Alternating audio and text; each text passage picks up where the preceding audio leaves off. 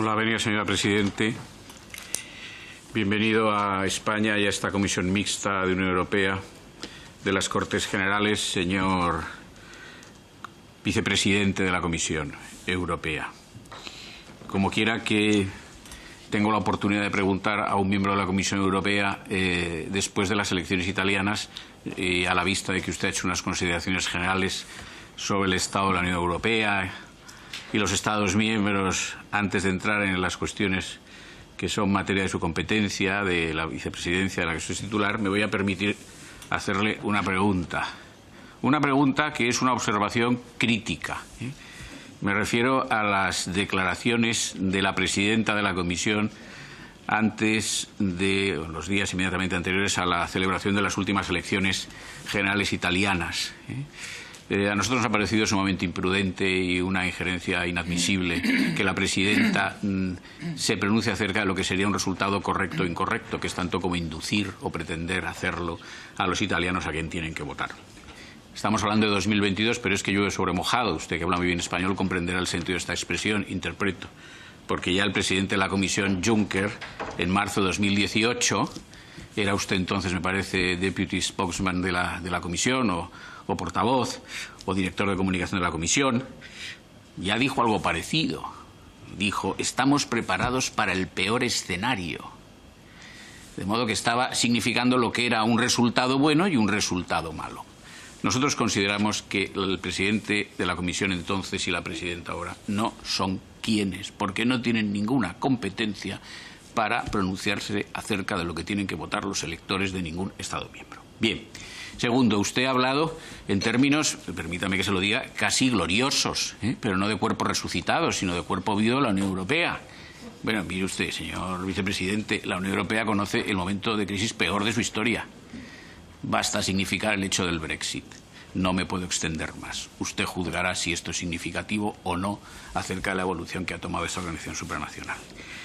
Bien, su cartera se solapa con algunas carteras de comisarios, pero en fin, usted se ocupa y ha mencionado estas materias de cuestiones de inmigración, de cuestiones de educación y alguna que no he mencionado que yo sí quiero mencionar en materia de relaciones con las iglesias y confesiones religiosas. En materia de inmigración, el nuevo pacto de migración y asilo que se está elaborando y que debe ya modificar en algo el sistema de Tampere, luego Dublín, pues choca en España con un precepto muy reciente en su promulgación, que es el artículo 2.1 de la Ley 15/2022, integral para la igualdad de trato y no discriminación, que dice que no se puede discriminar por razón de residencia no legal. Es decir, en España ya no hay diferencia entre la residencia legal y la no legal, por mandato del legislador. Subsisten las fronteras, pero este precepto permite que la subsistencia no sea sino una subsistencia cuya efectividad se produce en términos de fraude a la existencia en las fronteras. Porque piense usted que llegan 10.000 marroquíes a las ciudades de Ceuta y Melilla y si traspasan la frontera, una vez dentro del territorio nacional, no pueden ser discriminados. Si el hecho de su entrada se produce, el control de frontera no es efectivo y es frontera externa a la Unión Europea, cuidado, no pueden ser discriminados. Nosotros consideramos que esto es disconforme con el derecho europeo, siquiera sea con el principio de seguridad jurídica. ¿La Comisión ha tomado nota de la promulgación de este texto legal o no? Y si ha tomado nota y tiene conocimiento, ¿piensa incoar a España un expediente de infracción o no? Segundo, educación. Creo que usted está informado de la situación de la enseñanza en lengua castellana o español en Cataluña. El gobierno catalán, primero mediante un decreto ley de 30 de mayo de 2022 y luego el Parlamento de Cataluña, mediante una ley de 9 de junio de 2022, ha dispuesto por esas normas con rango de ley la inaplicación de una sentencia firme que estaba en curso de ejecución forzosa. La sentencia firme del Tribunal Superior de Justicia de Cataluña es de 16 de diciembre de 2020, el auto de ejecución forzosa de 2022. Esa jurisprudencia lo que pretendía y lo que disponía con autoridad singular era que todos los escolarizados, todos los menores escolarizados en Cataluña recibiesen la educación en 2 lenguas vehiculares, con arreglo a una jurisprudencia del Tribunal Constitucional que determina que es vehicular la lengua española o castellana en Cataluña, cuando menos en un mínimo para ambas lenguas del 25% del tiempo de la docencia.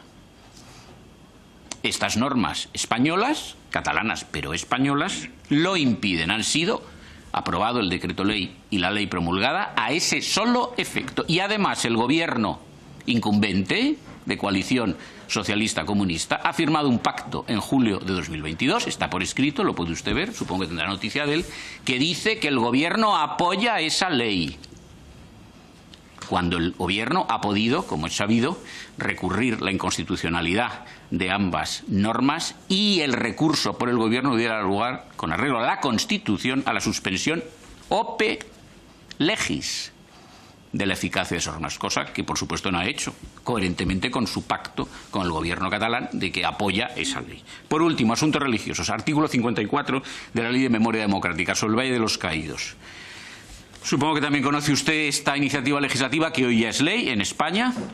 En el Valle de los Caídos hay una basílica, hay una abadía benedictina, ambos son lugares de culto y por lo tanto lugares inviolables con arreglo al acuerdo concordatario vigente de España, Santa Sede, y además se dispone una secularización de enterramientos que lo eran hasta el día de hoy en cementerios eclesiásticos o criptas adyacentes a la basílica. Secularización de cementerios.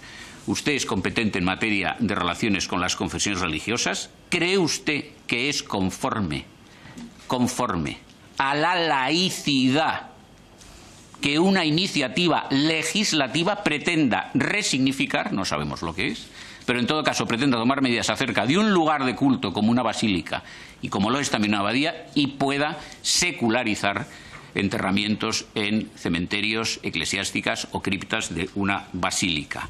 También me gustaría saber cuál es su opinión y saber, como en el tema de la educación, si la Comisión Europea se propone incoar expediente de infracción al Reino de España. Gracias. Gracias, señor Sánchez García.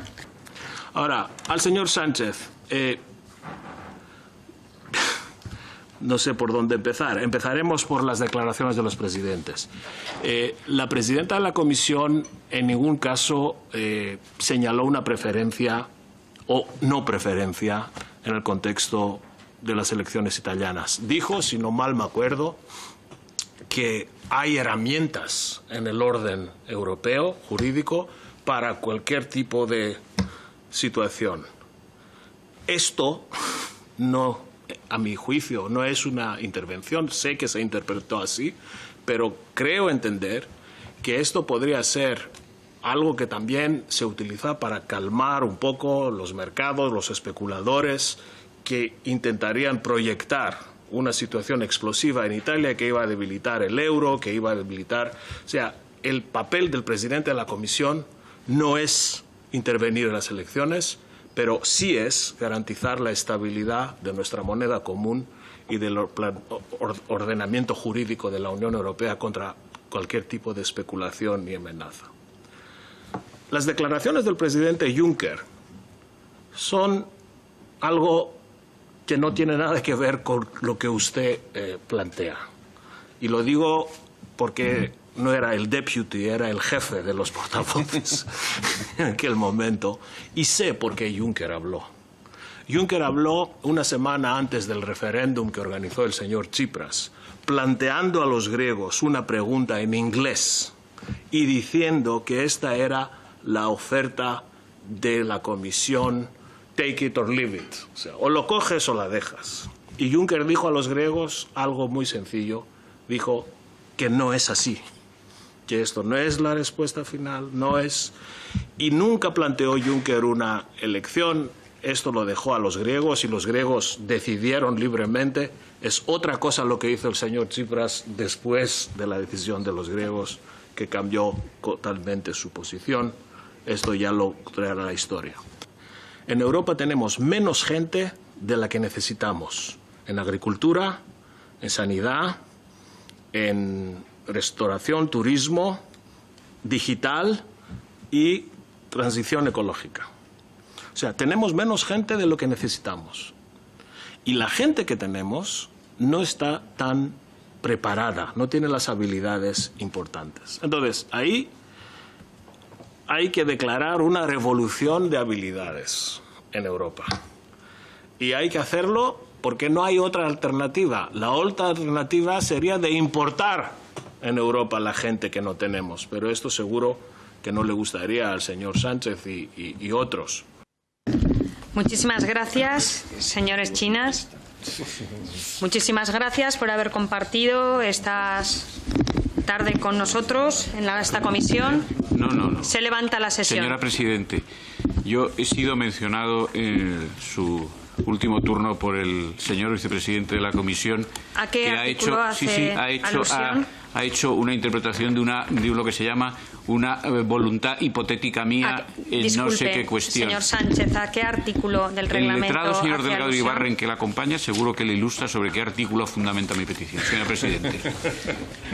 Debería decirle usted a la hora de pedir la palabra, pues porque no no sé, tiene pero uso de la palabra. Seguro que tiene la amabilidad el señor letrado de decir. El artículo 71.1 del reglamento permite hacer uso de la palabra a aquel diputado o senador que sienta aludido en...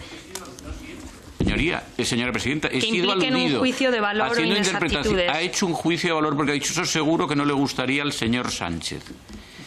El señor vicepresidente no puede Tiene un turno de 3 minutos para hacer uso en base a esas alusiones. Sí. En primer lugar, señor vicepresidente, usted no viene aquí para hacer interpretaciones de voluntades hipotéticas.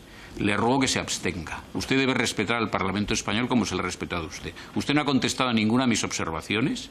Ha tergiversado cuando ha dicho que hoy me opongo al pacto de migración y asilo. Señor No Sánchez, es cierto, ha hablado de una ley española y se equivoca usted porque el señor Juncker el día 4 de marzo de 2018 dijo should be ready for worst scenario in Italian election. Luego, por favor, en su condición de director de comunicación en aquel momento, diga la verdad y no se refiera a cuestiones de un referéndum en Grecia. Señor Sánchez, su intervención haga alusión, ha sido por favor, francamente decepcionante señor Sánchez, y a mi no tiene el juicio uso de la incorrecta. palabra. Señores Chinas.